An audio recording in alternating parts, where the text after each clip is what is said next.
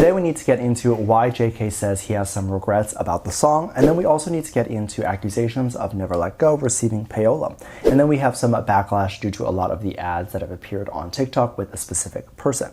So Dumplings, it's safe to decide, hate it or not, make sure you're subscribed with the notification bell on. Make sure you join us fangoing on Patreon with some free content on Saturdays now, and let's go.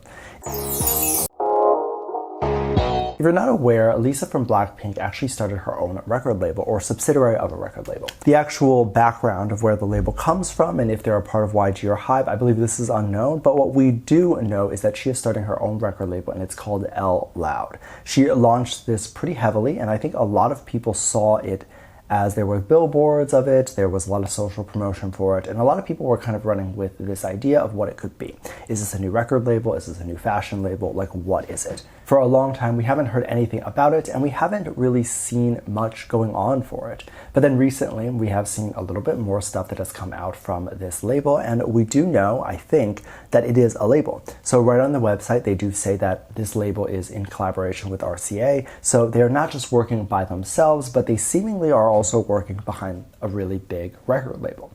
This being a collaboration means the label is also going to have access to the roster and the connections that RCA has. So right off the bat, that was a genius move. It's a really great way to launch a label and a really great way to get a lot of artists on there, because a lot of artists might not sign with a label if they don't know if the label is really going to do anything for them.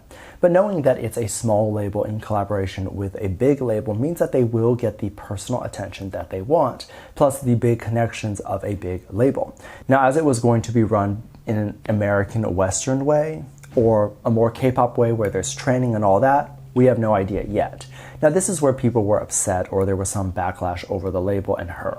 Lisa started her TikTok account for this label, and the first video that you posted on there was a video that ended up getting a lot of views. But a lot of people noticed that it had an ad on it, and people were very much questioning why she was buying an ad or why she was purchasing this. Now, if you're not aware, in K-pop, this is seen as a really big deal because they kind of see it as cheating, and they see it as if the artist is doing this, they must have a really low interest. Like, a lot of people must not be interested. And Lisa could get a lot of views on her own. And I can see that. She could get a majority of the views without it being a paid ad. And this is, of course, if it is a paid ad, because I haven't seen the ad personally, so I actually don't know. Could very well just be an edited photo that's going around online saying it's an ad. The thing is, this isn't a video where she's promoting herself, where she's promoting something that she's doing, like music, or she's promoting the clothes that she's wearing, where people would tend to think that organic promotion would be necessary.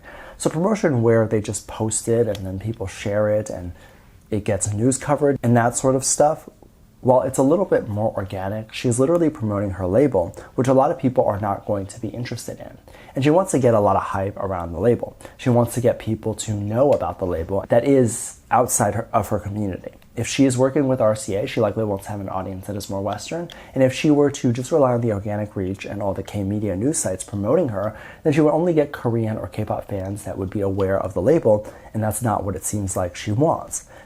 This is so odd to me because there are times in which you have to do paid promotion. So I do social media work for people. If people need help growing their social media pages, I typically can help with that. I don't have as much time lately, but I used to help with that a lot more. And what I would say is there is a time and place for paid ads. So if you're just showing an outfit of the day, your life, a quick video about something or whatever it is, you don't need to pay for the video. That's content that's typically made for an audience, and it's made so people could watch it, consume it, and then follow you and whatever. And also, it's quite odd to do a paid ad for content that is about yourself and you're not really selling anything, right? It doesn't really make sense. Plus, you're not going to get your money back. However, the time and place in which you do a paid ad is if you're promoting something that typically people wouldn't be interested in anyway. It wouldn't get a lot of views if you didn't promote it, and it's content that you're selling a product, because it's this type of content that doesn't get much views through organic reach anyway.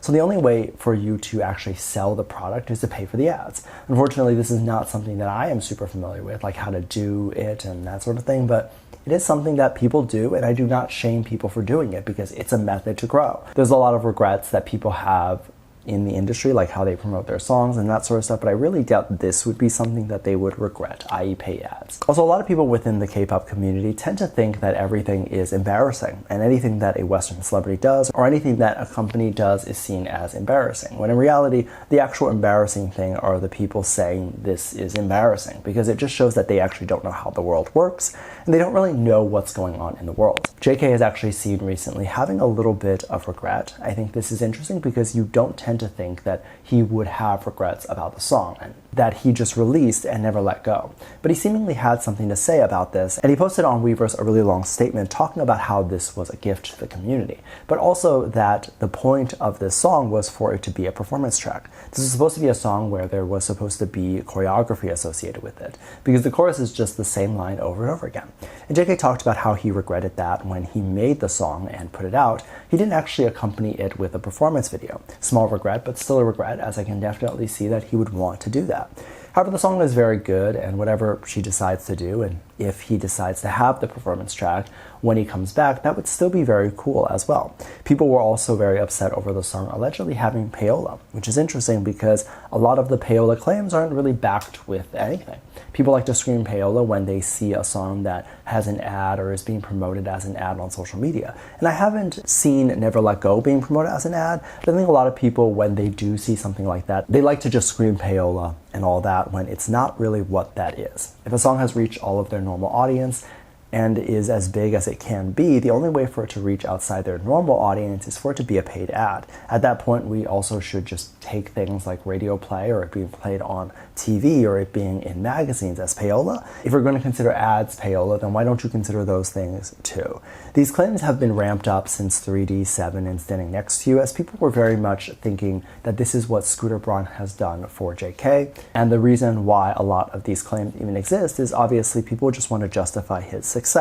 So if you're someone who doesn't really like him, there's a very easy way to justify why he's successful, because there's a lot of people with a lot of money behind him pushing it. But the truth is, you can't really push something that people don't like. And the only way an artist gets pushed that way is if they're already shown a very general public interest. So some big rich person will stand behind a talent or an artist and say, well, you have this big following, they seem to be rabid and love you, so let's put out some music and let's just push the heck out of it with some ads and stuff and it will be successful. At the end of the day, these people who have a lot of money that are pushing JK are doing it so that they can also make money too. Now, essentially, they try to make the money they put into JK back. So they're not going to be pushing songs or artists that they don't think are already really talented or are going to be able to sell really well. Now, the idea of payola is interesting because I think a lot of people don't really know what it is. It used to be this thing where artists would pay to be on the radio or would pay to have any specific thing. It was like a person going to the radio being like, I'm going to pay you $10,000, you're going to put my artist on the radio. Now, what a lot of record labels have realized since then is that it doesn't always work unless you're a really rich person who just wants their daughter or whatever to be really famous and really don't care about losing money, then you're not going to do this. Because if they push a really bad song on the radio, not only does it ruin the ratings for that radio station, but people hearing it are aware that it's a bad song. It's not like they're going to download it. The few people that do download it are not going to be enough to cover the $10,000 that they pay to get the song on the radio. Payola nowadays is more of a I scratch your back, you scratch mine sort of thing. If you are unaware, celebrities are paid a fee to appear anywhere, whether that is a performance or whether that is just to be at a party. They are paid a specific amount, and sometimes it's anywhere from like $1,000 to $100,000 just to show up. And of course, performances are going to be more on the higher end. Now, if the radio station is putting on a show or an event and they want the artist to appear, but they don't want to pay the fee, then they might have the artist appear in return. Let's say you appear, I'll give you radio play, or I'll consider radio play. That is more so what payola is now, as opposed to actually paying to be on the radio. And the other thing, like getting really chummy with the director or the CEO of that radio station, other things like networking with them or doing their performance and that sort of stuff. And oftentimes a lot of the artists will meet, let's say, the CEO or the radio station, whatever, either an event or something like that, and they'll get chummy with the artist and kind of like slip the song in and say, well, can you just add my song into the rotation? And if the CEO likes them, they'll usually do it. This is more so what the payola feel looks like nowadays. It's not really money, but it's more so you do me a favor, I do you one. And to be quite honest, I don't know how I feel about this. I think it's fine because it's honest, and if this is the perk of networking, this is why they say it's who you know, not what you know. And there's a reason why a lot of artists have this advantage, is because they're going to these events and meeting the CEO, and they're also more out there and doing things because they don't have a 9-to-5 to go to. Let me know what you think. Make sure you check out Patreon for more videos. I'll link down below. Thanks, just leave a comment right here. Love you. Bye.